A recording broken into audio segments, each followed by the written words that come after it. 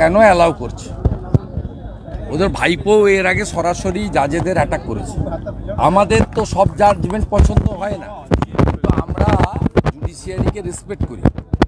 আপনি নিজে দেখেছেন রাহুল গান্ধীর মেম্বারশিপ লোয়ার কোর্ট এবং গুজরাট হাইকোর্ট করার পরেও সুপ্রিম কোর্ট তাকে রিইনস্টেট করেছে।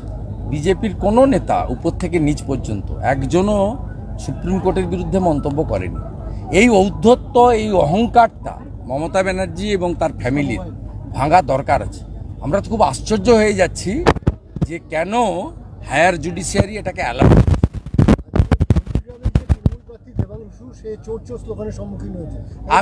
আমি দেখুন, আমি এগুলো সমর্থন করি না, কিন্তু সাধারণ মানুষের এটা স্বতঃস্ফূর্তভাবে বহিঃপ্রকাশ। ভারতীয় জনতা পার্টি এটাকে অর্গানাইজ করেনি।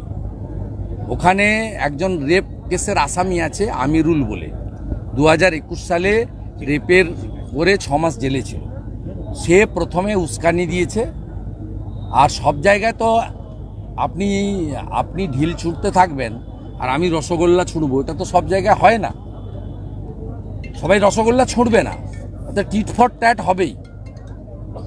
আর গত পরশুদিন হাইকোর্টের ডিভিশন বেঞ্চের জাজমেন্টের পরে আপনাকেও মনে মনে বলতে হবে, আপনি সাংবাদিক প্রকাশ্যে বলতে পারবেন না যে তৃণমূল মানে চোর। দাদা, যেরকম ভাবে রায় এসছে তাতে তো দেখা যাচ্ছে পশ্চিমবঙ্গের শিক্ষার ভবিষ্যৎই নষ্ট হয়ে গেছে। শিক্ষা মমতা ব্যানার্জি তুলে দিয়েছে। মমতা ব্যানার্জি 21,000 মদের দোকান আর ডিয়ার লটারি আর সঞ্জীব গোয়েঙ্কাকে মনোপলি ইলেকট্রিকের ব্যবসা করতে দেওয়া ছাড়া আর কোনো কাজ করে না।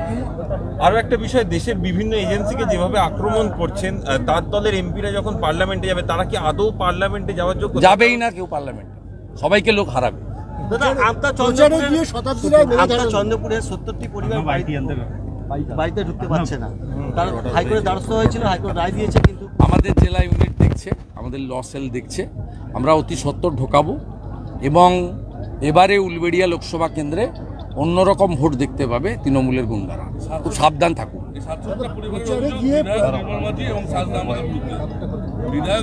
এদের গুন্ডামি ছাড়া, মিথ্যা মামলা করা ছাড়া অন্য কিছু নেই। বেড়ো থানাতে কি হয়েছে আপনি জানেন?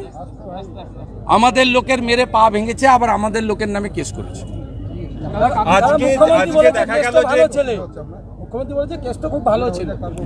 চোরেদের রানী চোরেদেরকে সমর্থন করবে না, অন্য কি করবে? কেষ্ট মুড়ির টিনে করে 100 টাকা তুলে 75 টাকা কালীঘাটে পাঠাতো, মাল দিত কেষ্ট। সেই জন্য কেষ্ট ভালো ছেলে তো হবেই। এমন ভালো ছেলে, ওর সিকিউরিটির কাছ থেকে 200 কোটি টাকা সম্পদ উদ্ধার করেছে ইডি। জনগণ দেখছে, এরা বলছে খুব দয়ালু। হ্যাঁ, খুব দয়ালু। মাল প্রচুর টাকা তুলতো আর মমতা ব্যানার্জিকে পাঠাতো। কাকুর কণ্ঠস্বর ম্যাচ করে গেছে ইডি জানালো আজকে হাইকোর্টে। এবং হাইকোর্টের বিচারপতি অমৃত সিনহা, আমার সাহেবের কি হবে? Please sir, please.